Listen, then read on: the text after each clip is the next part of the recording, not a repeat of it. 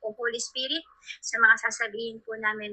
At maraming salamat po muli sa ganitong mga platform, Panginoon. Gawain, O Lord, na kami po'y lalago, Panginoon, sa mga salita mo, O Lord, na talagang binababad niyo po kami sa mga salita mo, O Lord. Lord, pakalinisin niyo po kami sa iyong harapan, O Lord. Ano pa man, Lord, bago pa man, Lord, para maging karapat-dapat po kami sa iyong harapan, O Lord. Maraming salamat po, O Lord.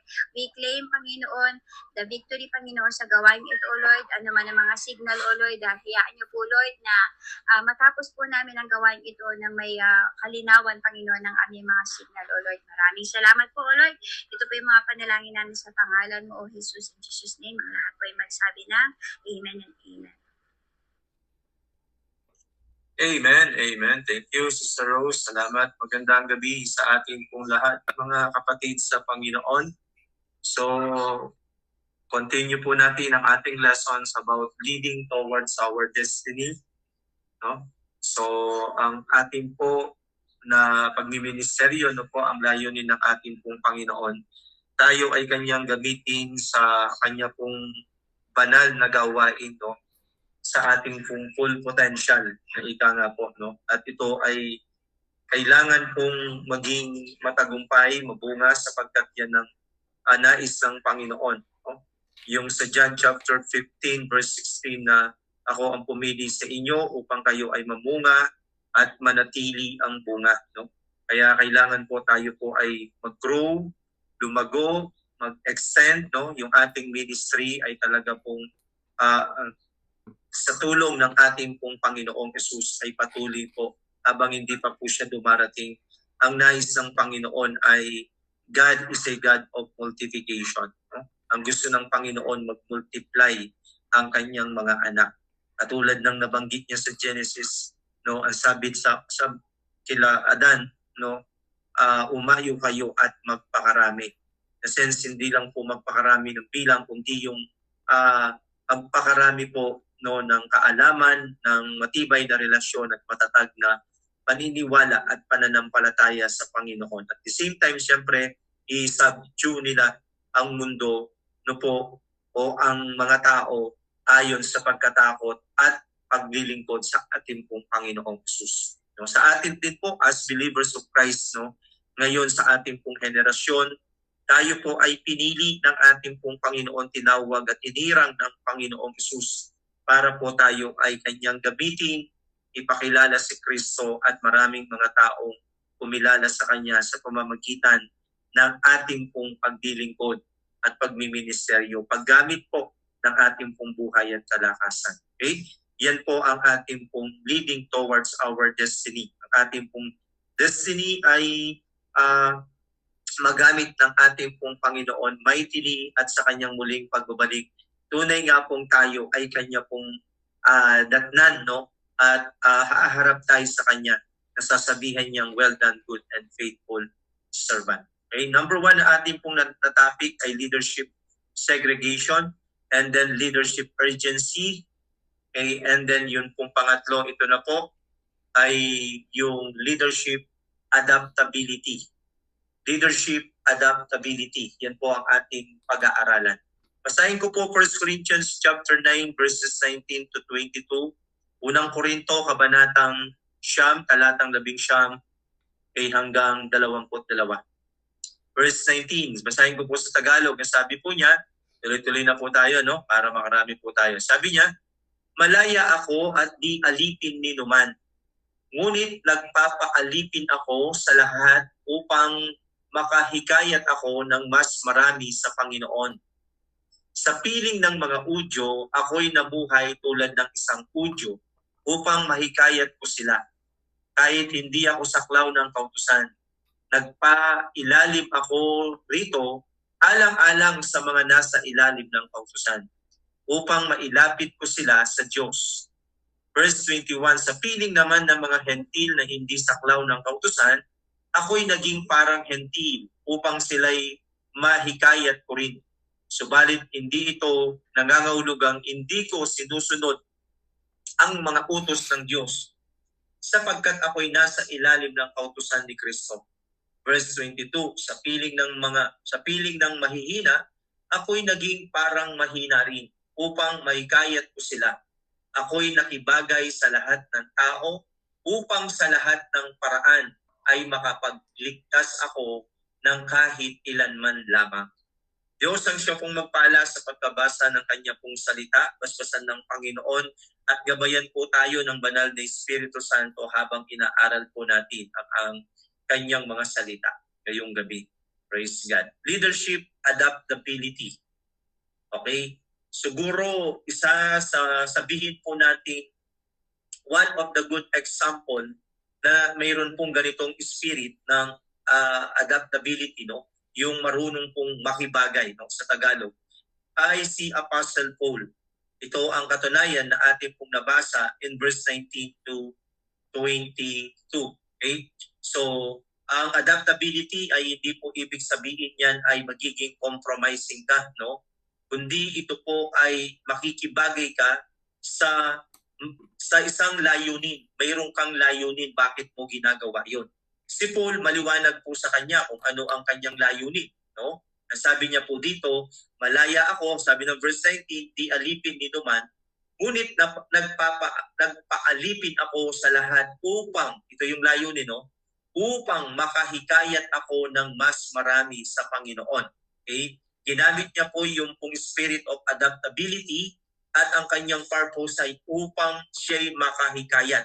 Hindi siya ang may hikayat, kundi makahikayat po siya. Ibig sabihin, maka-influence po siya, no, ng marami patungkol sa Panginoon. Which is yan naman po ang ginawa ni Apostle Paul. Kahit pumunta sa Saudyo, sa Griego, o saan man pong lugar, saan man pong bansa na kung saan siya pumupunta, ang kanya pong layunin ay makahikayat at sabihin ang mabuting balita ng Panginoong Hesus. Kaya dito pinaliwanag niya, verse 20, sa piling ng mga udyo, ako'y namuhay tulad ng isang udyo upang mahikayat ko sila. Okay? Nakibagay siya. Okay? Kahit hindi ako saklaw ng kautusan, nagpailalim ako rito alang-alang sa nasa ilalim ng kautusan. Upang, ito na naman po, makita natin, malinaw po sa kanya. No? Kaya nga po, ang ating lesson is leading toward our destiny. Yun ang destiny, no? Yun ang kanyang goal. Yun ang kanyang purpose. Ang sabi niya, upang mailapit ko sila sa Diyos. Okay? Tignan natin 21. Sa piling naman ng mga hentil na hindi saklaw ng kautusan, ako'y naging parang hentil upang sila'y mahikayat ko rin. Subalit hindi ito nangangahulugang hindi ko sinusunod ang mga utos ng Diyos sapagkat ako'y nasa ilalim ni Kristo. Sa piling ng mahihina, ako'y naging parang mahina rin upang mahikayat ko sila. Ako'y nakibagay sa lahat ng tao upang sa lahat ng paraan ay makapagligtas ako ng kahit ilan man lamang. Yan po, no? Makita po natin, mga minamahal na kapatid, na malinaw po kay Apostle Paul, no po, ang kanyang layunin, ang kanyang naisin, no, ang kanyang nais o ang kanyang ministry, ang kanyang gagampanan o ang kanyang tungkulin ay ilapit ang mga tao kay Kristo.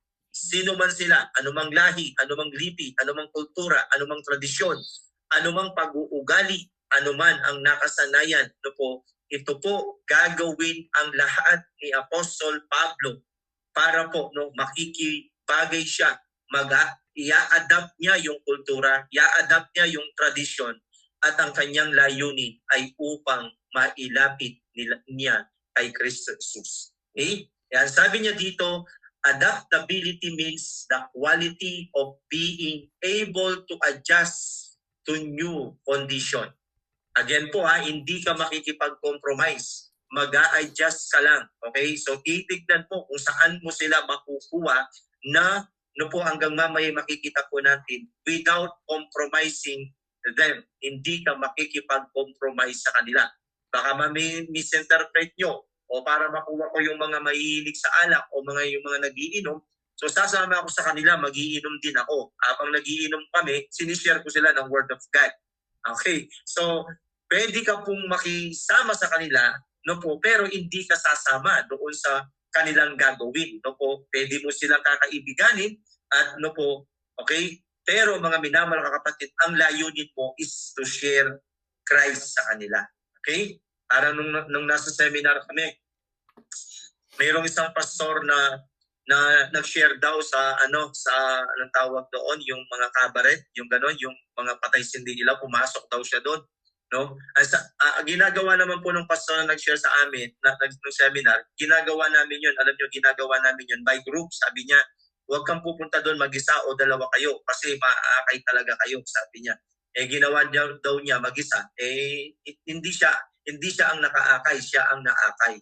So, hindi po yun ang spirit of adaptability, no? Yung aabutin mo sila, pero mga minamahal kapatid, without the compromising. Okay? Adaptability means the quality of being able to adjust to new condition.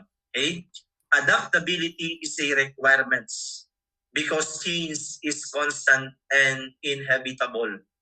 Leaders must be flexible to succeed. And again po, leaders must be flexible to succeed.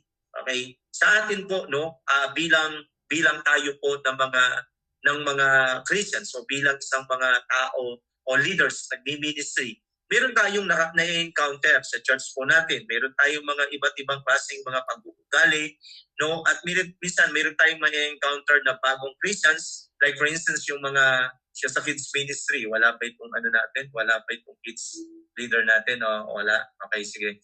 So, meron po tayong inaalagaan doon, no? Nakikita niyo mga members, mga leaders, no? Yung dalawang doon, yung medyo malambot, no? Kaya tinuturuan natin. Hindi natin sila nire-reject, no? Hindi natin sila kumbaga hindi natin kumbaga kino-compromise na okay lang yung ginagawa nila pagkus tinuturuan natin. Pero nararamdaman nila o nadadama nila na tinatanggap natin sila. Okay? Ibig sabihin, ina-adapt natin sila. Pero hindi tayo nakikipag-compromise sa kanila. Sinasabi natin yung totoo. Okay? So, marami tayong ma-encounter sa ating pong pag-ministry. Ako bilang pastor, no, mayroong mga talagang makita po natin na mayroong pong mga ugali na minsan ay like our Lord Jesus Christ, so yung kanyang 12 disciples. Ito ay talagang binagaya niya lahat ng ito. Ibig sabihin talagang inadapt niya lahat at pinakisamahan niya lahat ang maging pag-uugali ng kanya-kanya po niyang mga disipulo. Okay? So, kailangan po yun, no, sa atin. Tayo po, tandaan po natin, we leaders, no, especially kami ng mga pastors, lagi pong binabanggit sa atin ng head pastor. Kailangan, ang sabi niya, hindi kayo ang pakikisamahan, kayo ang makikisama. Okay? Kailangan bilang pastor, hindi kayo ang yung bang hindi kayo ang inaabot, kayo ang mag-aabot sa mga tao. As leaders, kailangan hindi po tayo ang aabutin, no? Hindi kailangan yung tayo ang baka po kailangan approachable tayo, no? Kailangan po ay talagang tayo po yung aabot sa kanila at hindi po sila ang aabot sa atin. Okay? So ito po yun, adaptability is a requirements because change is constant and inevitable. Leaders must be flexible to succeed. Okay? Pag sinabing change is constant, yan po ay talagang hindi natin mapapasubali, talagang may pagbabago. And then, inevitable, pag sinabing inevitable, hindi yan maiiwasan, no? Hindi maiiwasan ang pagbabago. Even po sa ating pong church, no? O kaya po, sabihin din po natin itong sa mundo natin, no? Yung tinatawag pong dati hindi high-tech, ngayon napaka-high-tech. Kaya as leaders, kailangan ka rin mag-adapt. Kaya nga po, no, ginawa natin, mayroong mga yung adjustable na ginawa natin, mayroon tayong online, no? Online service, no? Kaya lang yung online na yon, kailangan klaro din na yung online na yon ay para po sa mga abutin natin yung mga taong malalayo, no? Kasi mayroon pong advantages yan, mayroong disadvantage. Kasi minsan, no, yan ang magiging dahilan naman ng mga malalapit lang na ay may online naman, hindi na kami mag-physical church. Kaya kailangan po, alam mo yung, kumbaga, hindi yung ina-adapt mo at the same time, hindi mo kino-compromise yung pong truth at saka yung dapat gawin. Okay? Malinaw po dapat yon. Okay? So sabi niya, adaptability is about having ready access to a range of behaviors that enable leaders to shift and experiment as things change. Okay? Adaptability is about having ready access, no? katulad po na sa mga ito nga yung mga gadget, yung high technology na ginagamit po natin, katulad po ngayon no sa mga church talagang dati ginagamit po natin wala mang PowerPoint. Dati yung mga lyrics ng kanta is nasa yellow Manila paper, no, doon nakasulat. Ngayon po, no, kailangan din nating ma-adapt ito na unti-unti ngayon nagkakaroon tayo ng projector or mayroon na tayong projector sa church, no. Kailangan po natin itong mga bagay na ito para po para lalo pong lumago at maging ma-improve no yung lahat ng ating pong pagmiministeryo. Okay? So sabi niya po dito, ito yung ito po ay galing sa research by creative leadership. Okay? Ang sabi niya, this is crucial in leadership because the growth of our ministry is influenced by adaptability. Okay? Ito raw po ay crucial no sa atin no ang adaptability ito no. Kaya sabi niya one of the many reasons why churches and ministries and even church leaders are experiencing stagnancy in their work is because of the failure to cope with rapid changes in their surroundings. Okay? Even in our ministry, no, sa paglilingkod natin sa Panginoon o sa bawat ministry po natin, kailangan din tayong sumabay no, sa tinatawag pong mabilis na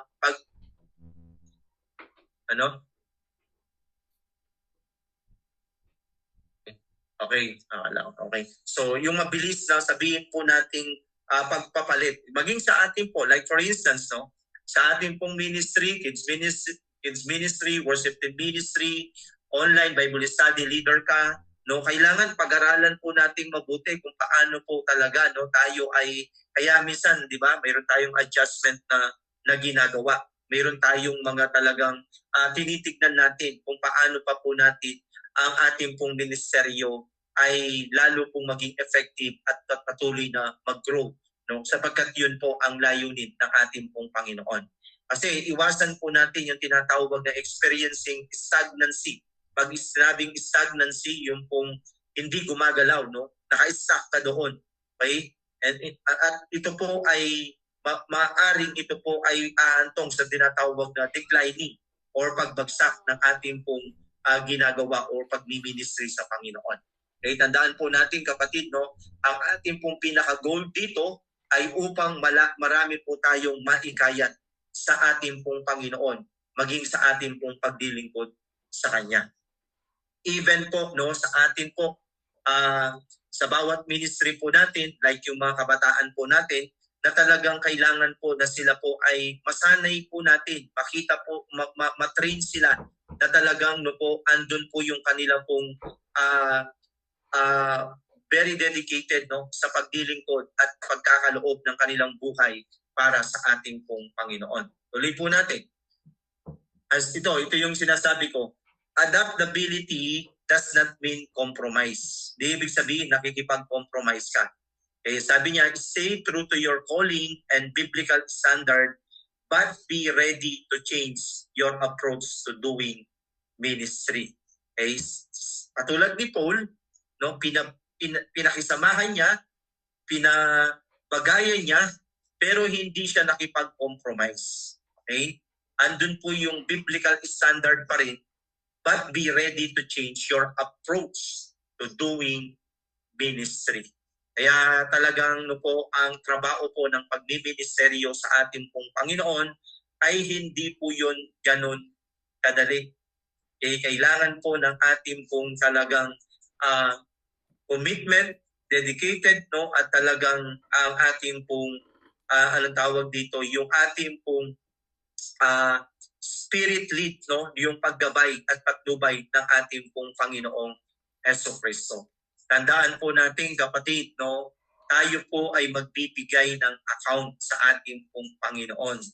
That every works, no, every ministry na inassign sa atin o ipinagkatiwala sa atin ng ating pong Panginoong Jesucristo, no po, yan po ay okay, tayo po ay mananagot sa ating pong Panginoon. Because there is a judgment day, no, sa atin bilang believers of Christ. Ang i-judge sa atin ng Panginoon, hindi yung ating kasalanan, kundi yung ating mga ginawa or ginagawa para sa Kanya. Okay? So yun po. Kaya kailangan po tayo po ay patuloy po na kahit ito ay mahirap, kahit ito po ay talagang china-challenge ka ng mga sitwasyon, ng mga panahon, ng mga sabihin po nating mga pagbabago, no, na nangyayari sa ating kailangan po as leader, mayroon po tayong tinatawag na spirit of adaptability.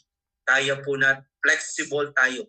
Okay? Kaya nga po in season and out of season, kailangan po tayo ay mag-preach, maglingkod, anumang sitwasyon, anumang kalagayan, no po, kailangan no na talagang tayo po ay mayroon pong tinatawag na flexibility or adaptability. Okay?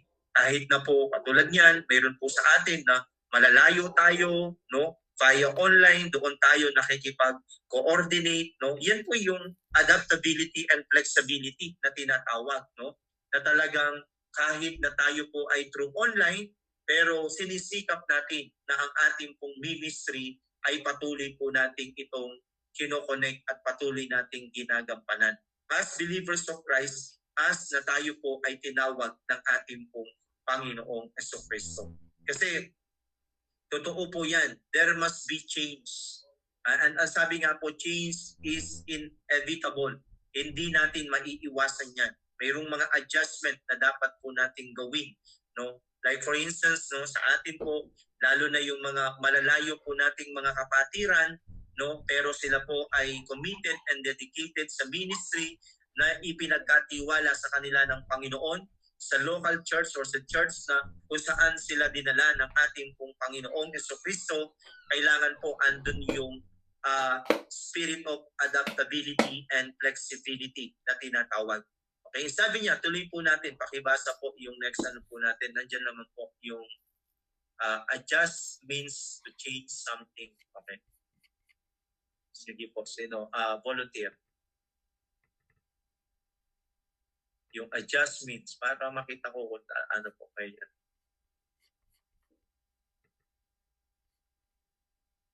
Sige po, ako na lang po. Okay, sige, Sir Jam. Adjust means to change something to accommodate someone. Compromise means to accept a somewhat lower standard in order to avoid conflict. Remember this? Okay po. Hindi, okay na. Okay na muna yan. Thank you, Sister Jamila. Salamat, Sister Jam. Okay. Yan ang pagkakaiba po. Thank you, Sister Jam. Yan ang pagkakaiba po ng adaptability o yung pong adjust, no? Yung pag-a-adjust natin o yung flexibility na tinatawag. Okay? Adjust means to change something to accommodate someone. Okay? And then yung compromise naman po means to accept a somewhat lower standard in order to avoid conflict. Okay? Baga, para hindi na lang kayo mag-away, sige, gano'n na lang din ang gagawin, no? Compromise po yun.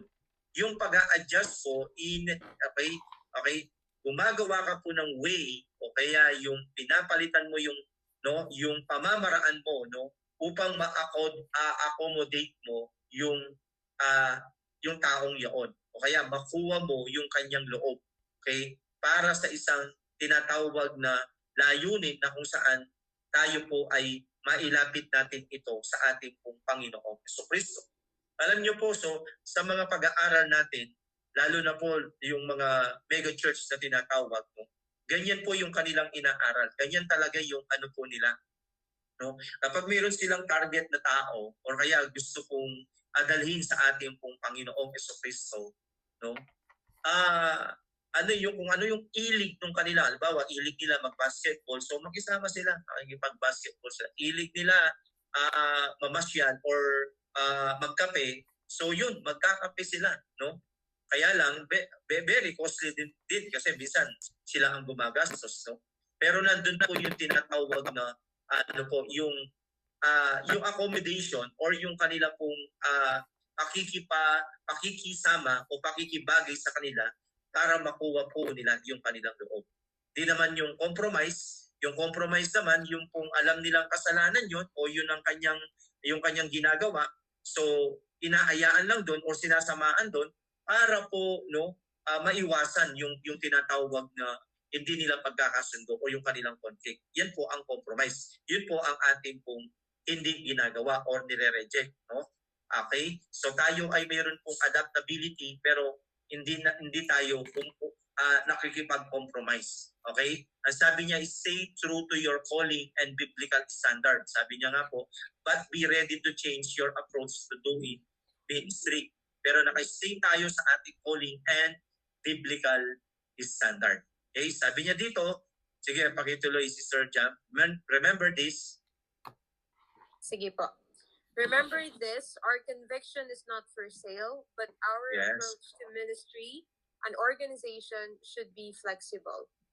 Yes, no? Tandaan po natin, our conviction is not for sale. Pag sinabing our conviction, yung ating faith, yung ating biblical standard, okay? Yung ating goal, yung ating aim na sila ay dalhin sa Panginoon. Like for instance, kids ministry, ano ang ating aim? Ang mga bata ay turuan sila ng salita ng Diyos. Okay? Kung mayroon man pong changes or sinasabi natin kailangan tayong adaptability na dapat natin gawin or changes, yung kung paano natin pa ma-improve, kung paano po natin ito makuha yung kanilang attention, yung kanilang interest for the betterment of their spiritual life. Okay? Of their maturity sa ating pong Panginoon, ang mga kids. Even youth ministry, worship team ministry. Like for instance, so sa pag-worship, ano ba yung dapat nating gawin? Ano ba yung kung paano po natin makukuha yung mga tao ngayon, no? Kailangan tayo po ay ano po sa adaptability, flexibility, kung ano ba yung kung paano natin yung mga tao talaga may dadala sa presence ng Panginoon. Ano yung lineup, ano ba yung tugtog, okay? Paano natin sila ano ba yung in ngayon, yung kumbaga yung spirit-filled song ba na ginagamit or ang mga tao ay talagang madali silang talagang mapuspos ng Holy Spirit, maramdaman ang kabutihan ng Panginoon.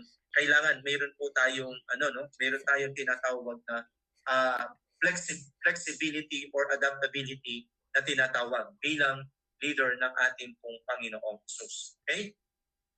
So next, ito po yung practical steps to being an adaptable leader. Practical steps to being an adaptable leader. Tandaan po natin kapatid, as a leader, dapat po tayo ang aabot, hindi tayo ang inaabot. Okay? Tayo ang uunawa at hindi tayo ang inuunawa. Okay? Kaya yan po. Lahat ito pagsasalamin sa atin, even your pastor, no?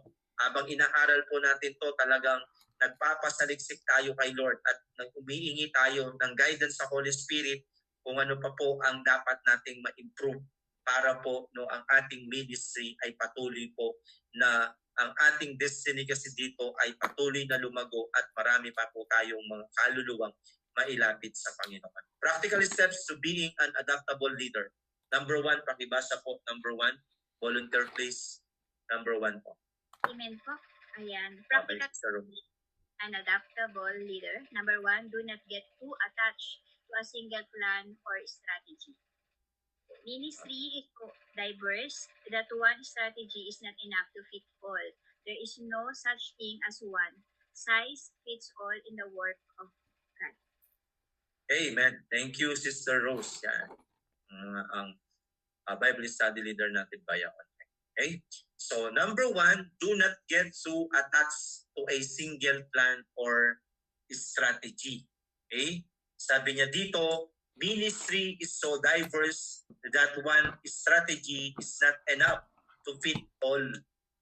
There is no such thing as one size fits all. Totoo po yun, no? Eh, hindi tayo ay talagang iba't ibang kahit sa t-shirt lang, iba't iba po yung size natin. Okay, nabigla akong naalala yung in-order ni Sister K na size, no, na t-shirt para kay Rap. Okay, so yung kahit na ganun po kalaki na yung size, pero iba pa rin, iba naman po yung size, no? Maliit pa po doon sa 4XL na ba yun? Si Sergey, no? Pero kasya ni Nela. Okay, so maliit pa. So ibig sabihin, one size fits all in the work of God, maging po sa ating pong Panginoong Jesucristo. Kasi dito yung makikita nga po natin, no, sa pagbiministry natin, mayroon pong iba't iba at kanya-kanyang gusto ang bawat isa po sa atin. Kanya-kanyang pag-uugali, kanya-kanyang paboritong ulam, kanya-kanyang style, strategy. Kaya kailangan po, ministry is so diverse that one strategy is not enough to fit all. There is no such thing as one size fits all. Kaya mayroon daw po isang halimbawa dito, yung sabi ng isang pastor or a leader say, we've been doing this for decades. So this is how we should do it. Okay? San, yung matagal ko nang ginagawa to. No? So, decades na. Pero kailangan marunong tayong mag-adapt. Titignan natin kung ito bang style na to or ito bang ginagawa natin ito ay epektibo pa ba? Okay? Ito ba ay na-adapt pa o nakukuha ba ng mga tao o ng mga mini-ministeryuan natin? Kaya kailangan po andun po yung tinatawag na yung ating plano ay hindi lang single plan or strategy. Okay? So sabi, tuloy po natin. Nakibasa. The practice of adaptive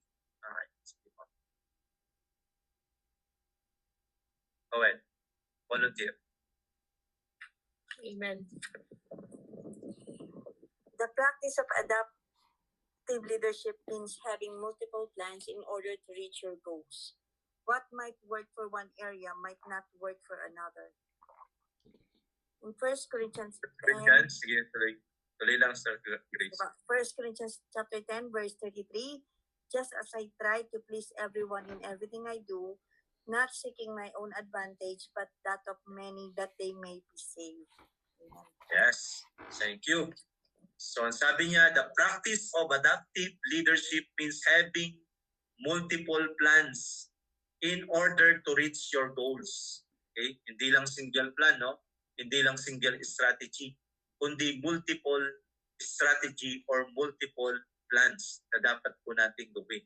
Okay? Sabi niya, what may work for one area must not work for another. Okay? So, mayroon pong effective doon sa isang area na yon o sa isang instances na yon, pero hindi po yun not all the time, no? Yun po ang ating po ginagawa or yun po yung ating strategy. Okay?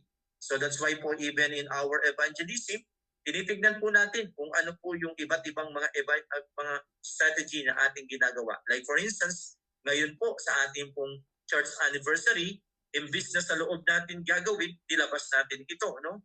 Through the suggestion and pag-aaral natin inaano po natin sa ating po church. Okay? Pero hindi po nagbabago yung ating goal, yung ating aim. Ang ating aim is go therefore and make disciples. Okay? Tayo ay magpahayag ng salita ng ating pong Panginoong Jesucristo. Like for instance, yung ating pong women's yung Sela and Elders Ministry po natin, no?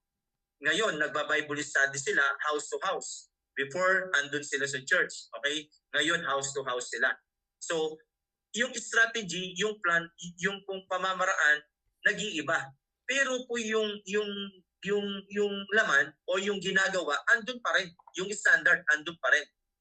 Yung way ng Bible study, yung pagtuturo, yung pinag-aaralan, andun pa rin. Pwedeng mabago yung lugar, pwedeng mabago yung way mo, pwedeng mabago yung pananalita mo, pero mga minamahal ko kapatid, hindi nagbabago yung message. Hindi natin pino-compromise yung salita ng Panginoon o yung ating pong pinaka destiny or plano. Okay? Yung ating goal. Like si Apostle Paul. Okay? Iba man yung kanyang taong kaharap, iba man yung kanyang approach, pero kapatid, ang kanyang layunin ay madala ang taong ito sa ating pong Panginoong Jesucristo. Kaya sabi niya, just as I try to please everyone in everything I do, sabi, not seeking my own advantage, but that of many that they may be saved. Kaya ako ginagawa to, gumagawa ko ng mga iba't ibang mga pamamaraan, no? At ako ay kumbaga nakikibagay sa kanila, pero hindi ang layunin ko para sa aking pansariling hangarin. Hindi para dumami yung kaibigan ko, dumami yung kakilala ko, dumami yung magka-power ako o kaya makilala ako. Hindi yun. Ang sabi niya, not seeking my own advantage. Ang sabi niya, but that of many that they may be saved. Ang kanya pa ring layunin o yung kanya pa rin pong nais, no, para maraming makakilala at maligtas. Yun po. Yun po yung ating pong destiny. Yun po yung ating goal as leaders, as ministers of Christ, as Bible study leader, as minister of Christ, as leader of the worship team ministry or whatever ministry na tayo po pinahawakan natin. Ang ating pong goal dito, no, kung hindi, halimbawa yan, na-save na, yan ay ang ating pong layunin sa mga na-save na to o yung pinangungunaan natin ay upang maging matured sila sa Panginoon, upang sila po ay patuloy na makilala kay Kristo, makultivate ang kanilang pananampalataya, at ang atin din pong aim upang magamit din sila para magministeryo sa Panginoon. Okay? Ako po bilang pastor, ang pinakalayunin po natin, na inaalagaan po natin ang mga tupa, kayo po, no, na mga tinawag ng Diyos at dinala ng kawan ng Panginoon upang gagamitin ang pastor para ihanda kayo sa paglilingkod sa Panginoon. That's why mga minamahal ng kapatid, meron tayong discipleship and mentoring. Ini-encourage ko po kapag meron silang gift, meron silang calling, dalhin natin doon kung saan sila. Yun po yung pinaka-destiny natin. Yun ang pinaka-goal natin. Kung ano po yung strategy gagawin natin, kung ano po yung approach na gagawin natin to, kaya kailangan po, no po alamin natin o tignan natin, din po yun din ang inihingi ko sa Panginoon, wisdom, no po, at pangunawa or yung spirit of adaptability, yung spirit of flexibility, kung paano po ma-challenge, kung paano po, no po ang miyembro, ang minister, ang leader na ipinagkatiwala na ministry sa inyo ng Panginoon, na kayo ay ma-challenge, na kayo po ay gamitin ng Panginoon para sa kanyang kapurihan at karangalan. Okay? Hindi po yung ating pong own advantage, kundi but that of many that they may be saved. Okay? Yan po. Practical step, being an adaptable leader.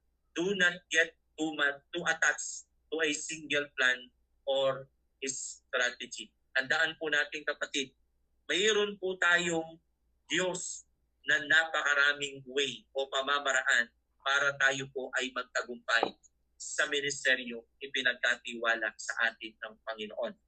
Kaya nga lang po, kailangan taglayin po natin as leader ng Panginoon, magkaroon po tayo ng spirit or leadership adaptability or flexibility. Okay? Number 2. Pakibasa si Sister Key ang number 2.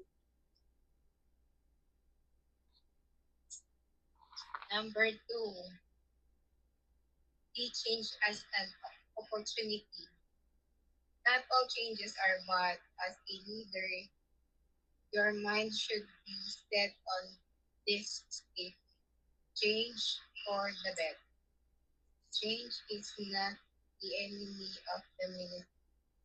A leader who is open to changes attracts more opportunities, develops more skills, and creates a culture of excitement in his team. Change also allows you to maintain your relevance. Okay, thank you. Okay. Bago natin tignan tong see change and opportunity, sabi din po dito about sa multiple plans and ano po, no? Hindi tayo nagpo-focus sa single plan or single strategy. Okay, the practices of adaptive leadership means having multiple plans, sabi niya, in order to reach your goal. Dito ba? Sabi niya dito, even makita po natin good example dito, Jesus Christ. Si Jesus Christ din po, no, hindi lang po yan, sabi niya dito, Jesus Christ was a perfect example to prove his point. He's used different strategies of healing when dealing with different kinds of sickness. We can see that sometimes he uses a command, be healed, pwede niya sabihin. Pero gumagamit din siya ng strategy or bad, yung putik. Di ba? Hallelujah. Ginagamit po yan. And or a task, ipuhin niya, sila gagaling. Or a prayer, or a rebuke, or even honoring the faith of the deceased.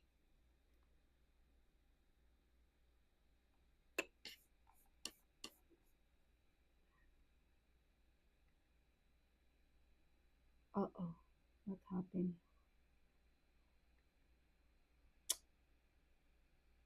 Oh my.